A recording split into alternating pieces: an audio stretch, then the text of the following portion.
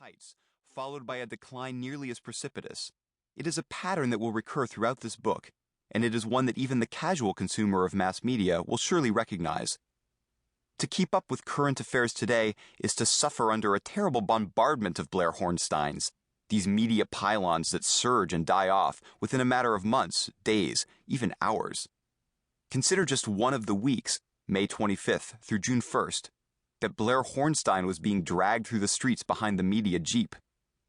Tied up beside her were a host of other persons or products or things in various states of uptake or cast-off. In the realm of politics, Private Jessica Lynch, on her way down as her rescue tale was found to have been exaggerated, and Howard Dean, on his way up in the race for president, having excited the internet. In fashion, the trucker hat, on its way down, and Friendster.com on its way up.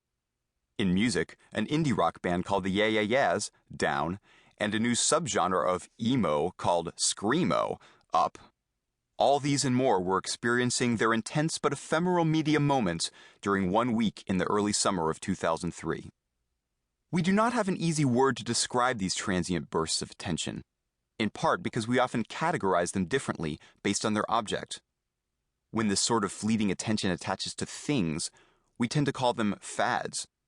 But this term, I think, conjures up too much the media unsavvy consumer of an earlier era, while underestimating the extent to which our enthusiasms today are entirely knowing, post-ironic, aware. If there is one attribute of today's consumers, whether of products or of media, that differentiates them from their forebears of even 20 years ago, it is this. They are so acutely aware of how media narratives themselves operate, and of how their own behavior fits into these narratives, that their awareness feeds back almost immediately into their consumption itself. Likewise, when this sort of transient attention falls on people, we tend to describe it as someone's 15 minutes of fame. But is celebrity really what is at work here? The majority of the tens of millions of people who pondered the story of Blair Hornstein never knew what she looked like or cared. What they knew instead was how she fit handily into one or more of the various meanings imposed on her. The ambition-addled generation, the lawsuit-drunk society. Most people who remember Blair Hornstein today will recall her not by name or face, but simply by role, as that girl, perhaps, who sued to become valedictorian. No name even be invoked for her to do her conversational work. In keeping with the entrepreneurial wordsmithery of the times, I would like to propose a new term to encompass all these miniature spikes, these vertiginous rises and falls. The nano-story. We allow ourselves to believe that a narrative is larger than itself, that it holds some portent for the long-term future. But soon enough we come to our senses, and the story, which cannot bear the weight of what we have heaped upon it, dies almost as suddenly as it was born.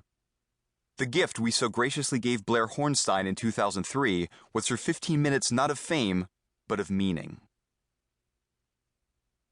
Viral culture. On May 27th, 2003, during the same fitful weeks, I made up my mind to create a nanostory of my own. To 63 friends and acquaintances, I sent an email that began as follows. You are invited to take part in Mob, the project that creates an inexplicable mob of people in New York City for 10 minutes or less. Please forward this to other people you know who might like to join. More precisely, I forwarded them this message, which, in order to conceal my identity as its original author, I had sent myself earlier that day from an anonymous webmail account. As further explanation, the email offered a frequently asked questions section, which consisted of only one question. Q. Why would I want to join an inexplicable mob? A. Tons of other people are doing it. Watches were to be synchronized against the U.S. government's atomic clocks, and the email gave instructions for doing so. In order that the mob not form until the appointed time, participants were asked to approach the site from all 4 cardinal directions, based on birth month. January or July, up Broadway from the south. February or August, down Broadway from the north, etc. At 7:24 p.m. the following Tuesday, June 3rd, the mob was to converge upon Claire's Accessories, a small chain store near Astor Place that sold barrettes, scrunchies, and such.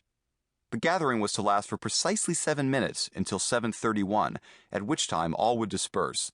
No one, the email cautioned, should remain at the site after 7:33.